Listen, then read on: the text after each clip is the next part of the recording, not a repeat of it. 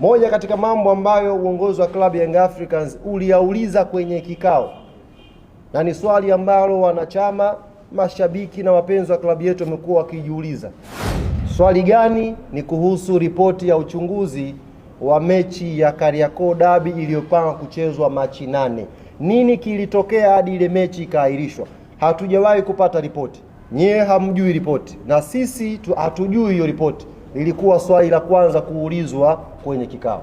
Ndio nikasema unapokuja kuelezea taarifa ya kikao ni vyema ukaelezea taarifa yote, usiguse nusu nusu.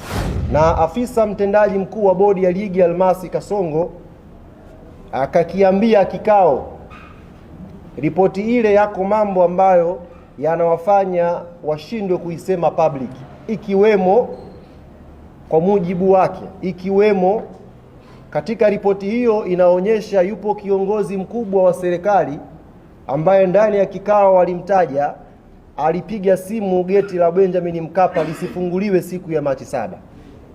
Nashangaa kwenye taarifa yake aliyozungumza na waandishi hajalisema hiyo, lakini ndani ya kikao amekiri ripoti iko wazi. Kwa hiyo nitumie fursa hii kuwaambia ndugu zangu waandishi wa habari, kuwajuza umma na Watanzania kwa ujumla, ripoti ya kilichosababisha Machi 8 mechi isipigwe ipo tayari na bodi ya ligi wako nayo.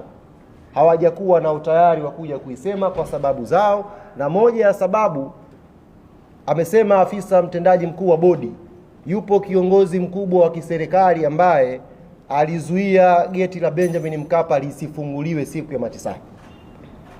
Kwa hiyo nitumie fursa hii kumwambia Almasi Kasongo, kumuomba akiwa anazungumza next time nikipata fursa ya kukutana naye, waambie Watanzania wanataka kujua ripoti ya Machi 8 clean ilivyo, eleza umma upate kufahamu.